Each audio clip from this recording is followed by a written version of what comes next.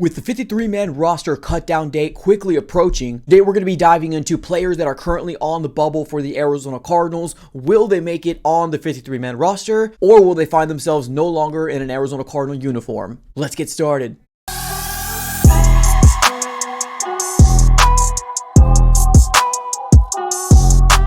What's going on, everybody? Welcome back into another video. Definitely do me a huge favor, smack up that like button and subscribe for more Arizona Cardinals content. On this channel, we cover everything Arizona Cardinals news, breaking news, conversational pieces, everything surrounding your favorite team. So subscribe it up. It's absolutely for free. All right, everybody, let's go and dive right into it. Let's go ahead and talk about the Arizona Cardinals 2024 bubble players that potentially might not make the 53-man roster cut. Now, if you do not know, the actual cut date to trim down the rosters for every team in the NFL is this coming Tuesday, August the 27th. So the Arizona Cardinals really need to find out who's going to make this roster and who's not going to. Now, obviously, I think when the roster is set at the 53, there is still going to be some moving parts for the Cardinals because there's still a lot of holes within this roster alone. So please keep in mind that the Cardinals waiver wire might be very, very busy, but if that does happen, obviously we will be covering that as well. So make sure you have your post notification bell on just so you're kept up to date with everything Arizona Cardinals. So let's dive into some big bubble players that could potentially not make the roster this coming Tuesday. Now, this is kind of a very weird time. We heard Jonathan Gannon obviously talk about it. He's like a lot of people in this roster just personally and who they are as players as well. So it's a very difficult time because you got people fighting for jobs, right? You got people fighting for their livelihoods to stay in an NFL team, and this is kind of a very unfortunate time because there's some people that really never get an opportunity and they find themselves hopefully fighting for another spot or maybe joining a spring league, which honestly now there's more opportunity for that. But let's focus now on the Arizona Cardinals and who could potentially be bubble guys. Now, I want to talk about one player here that I actually thought that can be a big potential cut for the Cardinals, and that is Cameron Thomas. Now, actually, before week 2, I thought he was a bubble guy, but honestly, right now, with what we've seen in week 2, I think he actually took a big drastic jump. Now, obviously, the injury of BJ Ojulari kept a lot of guys that could potentially be cut have more of a safe spot in that edge position just because of the serious need that we have in that specific position. That Cameron Thomas, I feel like, really helped the stock go up in week 2 versus the Colts. Now, I do think that we're still going to see a good dosage of Cameron Thomas this coming week 3 versus the Denver Broncos on Sunday, and I think he's still going to be fighting for a job, but I think he's safe. So he's not on my list right now, but he was a week or 2 ago. But let's dive right into the guys that I really do feel like are bubble players, right? So let's talk about wide receiver Zach Pascal. I feel like when we signed him a couple years back, he's never really had a solidified spot within this offense.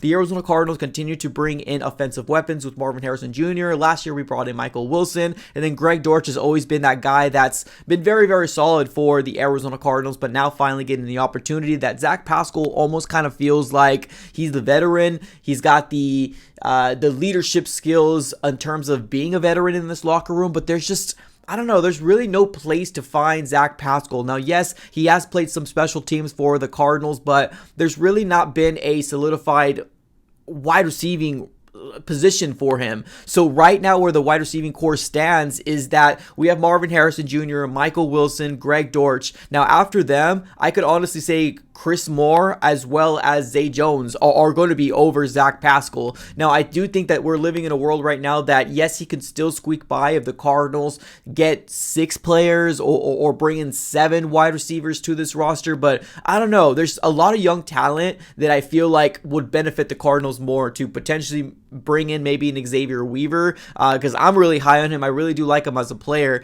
Now, I think Zach Pascal really needs to show up in week 3. It's just we still haven't seen a very good dosage of Zach Pascal. So I think he's definitely on the bubble that could potentially be a player that can get cut. Let's talk about another wide receiver, Andre Bocelli. I think Andre Bocelli has been a very good wide receiver for the Cardinals in preseason, but although he can flash so much in preseason, and it's not just this year, it was last year as well. And I feel like he's always been a practice squad guy for the Cardinals, and I feel like he's been on this roster, or at least with the Cardinals organization, for quite some time, or at least fighting for a starting role. And I think he's going to be finding himself in the same situation this year as well, and almost kind of similar to the situation that we're finding with Pascal. It's just there's not very much room. There's not very much room for a Andre Bocelli, and although I like him as a player and I would love for him to get the opportunity, I still would like to see, obviously, Zay Jones, Chris Moore, and then Xavier Weaver get the nod over an Andre Bocelli. Although, like I said before, he's a really good preseason wide receiver for the Cardinals, and he might find himself in the practice squad, which, honestly, I really like. He's a guy that's been with the organization for quite some time. So, Andre Bocelli's that next guy. Let's talk about another one. Desmond Ridder. I think if you've been following this channel for, this year, or I guess the past year and a half, you know how I feel about Desmond Ridder. And you know how I feel about Clayton Tune. Clayton Tune's development has been absolutely robbed from him starting last year when we ended up trading for Josh Dobbs. Now, I get it. It is a really good story, right? A lot of people were very excited about Josh Dobbs, and right now he's actually doing very good things in the preseason for the San Francisco 49ers. So good luck to him and his endeavors, and hopefully he makes it on that roster. But I feel like Clayton Tune has been robbed with his development, and I feel like this is a fair chance for the Cardinals to really finally give him the opportunity at the nod at the QB2 position. Now, we've seen a battle in preseason, and I think it's a clear choice as to who should be QB2, and I think Desmond Ridder is kind of finding himself as the odd man out. Now, we can live in a world where the Cardinals actually do carry 3 quarterbacks for the experience, and just being the fact of if there is a unfortunate injury to QB1 and Kyler Murray, you don't want to be left with just one QB, right? So Desmond Ridder might find himself on this roster because we might carry 3 QBs in, and if that's the case, then we probably aren't really talking about very much. But Desmond Ridder, to me, I think he's got a lot to prove in week 3 of preseason. Most likely, we're going to be seeing Clayton Tune in the first half, and then Desmond Ridder in the second half as well. It seems like the trend that we've been seeing throughout the entirety of preseason, and I don't expect anything different here from the Cardinals. But Desmond Ridder does have a lot to prove. He's not really done very much in preseason when given the opportunity. Now, I get it. The fact that our O-line has not looked very well. A lot of our rookies that we drafted this year has been kind of viewed as turnstiles, and they haven't been, very good in preseason. But, Clayton Tune has been rolling with the same offensive lineman, right?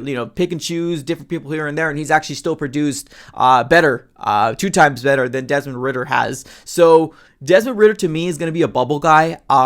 Will he make the roster? Yes, I probably think he will, because I think we're going to be carrying 3 QBs. But, man, I think he still has a lot to prove within this Arizona Cardinal offense to show that he could be a very viable weapon or a viable player or asset for the Arizona Cardinals organization. So Desmond Ridder is definitely up there for me. Let's dive into a couple other guys. Jaden Davis, you probably don't know him very much, but the Arizona Cardinals ended up using a late round pick, and I believe it was actually our last pick in the 2024 NFL draft. We ended up getting Jaden Davis, defensive back out of Miami, if I'm not mistaken. We haven't heard anything of Jaden Davis at all. And I went to a lot of training camps. Nothing shined about him. Nothing kind of came out about him potentially making a roster move or him fighting for a roster position in the DB group. Now, I get it. Right now, our DBs or our cornerbacks are pretty much solidified with Garrett Williams, Sean Murphy-Bunting, as well as Max Melton, but there's still some room in the backside in terms of your number 2s and number 3s. Starling Thomas V is a clear choice in terms of being a really good, viable backup. We've even heard some good things from Elijah Jones, which is another rookie that we ended up getting this year. Now, there's some people out there saying that they really like Darren Hall, right? Just kind of what he's done in the preseason so far, but I don't know. Jaden Davis, he might be a guy that we just drafted, but might find his way in the practice squad, or maybe just kind of flat out just cut from the Arizona Cardinals organization in general. So there's Jaden Davis as well. Now let's dive into my other player here that I really feel like is a bubble player for the Cardinals, and that's going to be none other than Jesse Luketa. Now, we actually seen him flash in preseason, and I believe it was last year where he actually had a touchdown, and a lot of people were like, whoa, we could use him for that. That would be really cool. But then after preseason, it kind of seemed like he was nowhere to be seen. Didn't really have much big of an impact on the defensive side of the ball for the Cardinals. Now, I get it. We were a not a good team last year, right? So it's not really his fault too much, but we're talking about a guy that's a 7th round pick in 2022. He was picked up 256th overall to the Cardinals, and in 2024 he only had 3 solo tackles. So there's not been a lot. There hasn't been a lot of, I guess, flashes from a Jesse Luketa. Now, I really like him as a person. I think when we've seen him, in a lot of interviews or kind of these spotlight things from the Arizona Cardinals YouTube page, as a person, I think he's a really good person. It's just, I don't know. Right now he's slotted as a linebacker for the Cardinals. We have a lot of linebackers on the outside that could potentially make this roster, and I don't know. He might make it just because of the big need that we have, and we might be using a swing type of edge position for our defense. But right now, with Zaven Collins being the clear consensus number 1, and then Dennis Gardeck being the number 2, I think Dennis Gardeck might be used as a swing guy, but primarily Dennis Gardeck. I don't know. I don't think there's really very much room for a Jesse Luketa. Now let's continue to talk about bubble players. I know right now one of the most crowded rooms for the Arizona Cardinals is going to be that running back position with James Conner, Trey Benson, Amari DeMarcado, Michael Carter, and then DJ Dallas. There's some people out there that actually reached out to me on my comments and said there's no way the Cardinals are going to be carrying 5 running backs. And honestly, now thinking about it, it's probably true. The Cardinals most likely will be rolling with 4 running backs, but here's the big question out there. What are the Cardinals going to do with either Amari DeMarcado, Michael Carter, or even DJ Dallas? DJ Dallas right now is slotted to be that punt returner, kick returner for the Cardinals, and then you got Michael Carter, which is an absolutely different type of running back compared to your James Conner and Trey Benson. And then you got Amari DeMarcado, which a lot of people have been talking very, very high praises about him in preseason, and it's obviously that the Cardinals are trying to give him an opportunity to have a defined role within this running back core. We all know that Trey Benson's the future for the Cardinals as long as he can put up the numbers and then whenever given his opportunity. But now in preseason, we haven't seen a lot of Michael Carter, and maybe that might be an indication that maybe he might find his way out. Now DJ Dallas and Michael Carter might be the 2 that I'm just kind of very confused with. So those guys might be bubble players as well. Now, DJ Dallas might have an edge up because he can be that punt returner and kick returner for the Cardinals. Right now, there's just a lot of possibilities this organization can go. Let me know what your guys' thoughts are on my bubble players. Is there anybody else that you could potentially think of that can find themselves outside the 53-man roster? Let me know in the comments below. I appreciate y'all for tuning in as always. Have a great rest of your day and go Cards.